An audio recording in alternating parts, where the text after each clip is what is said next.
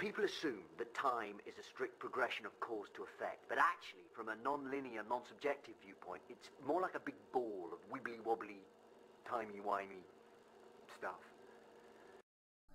Si tu es un amateur de séries en tout genre, tu as certainement dû entendre parler de la série de science-fiction Doctor Who. Si tel est le cas, tu as probablement dû essayer d'en regarder un épisode, ou au moins un extrait.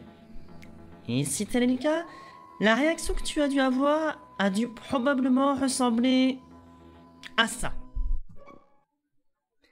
Avant d'arrêter la vidéo et de repasser à un épisode de Game of Thrones. Eh bien sache que tu as eu la même réaction que bon nombre de fans actuels de la série.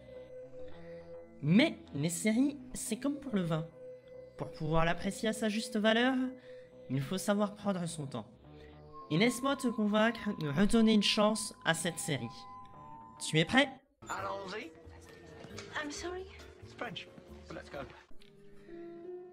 Autrefois, il existait un peuple nommé les Seigneurs du Temps. Ils avaient acquis la possibilité de voyager à travers l'espace et le temps. Mais un jour, ils rencontrèrent une race dont le seul objectif était d'exterminer toute vie dans l'univers, les Daleks.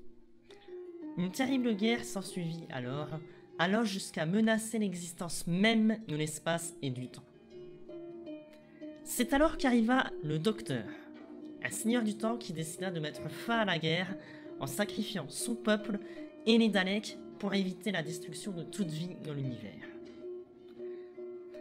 Se retrouvant désormais seul, dans la possibilité de sauver les siens, malgré sa capacité à voyager dans le temps, il décida de purger sa peine en sauvant de nombreux autres peuples de l'univers, et particulièrement les habitants de la Terre, qui le rappellent le plus ses semblables.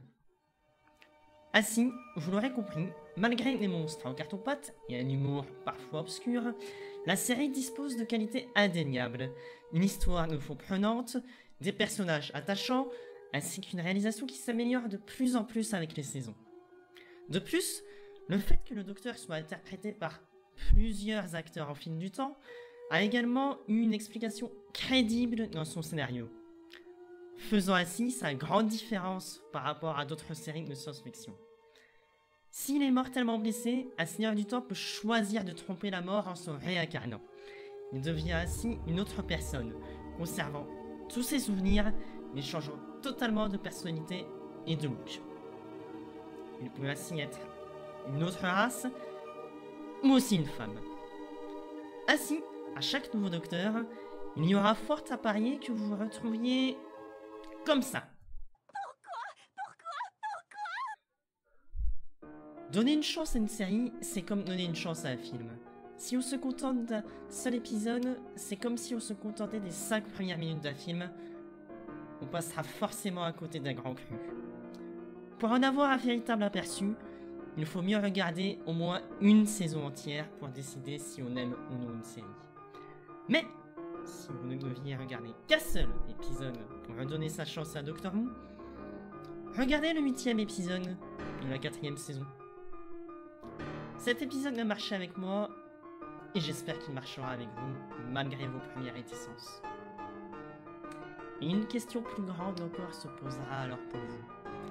Si vous aviez la possibilité de voyager à travers l'espace et le temps, que feriez-vous?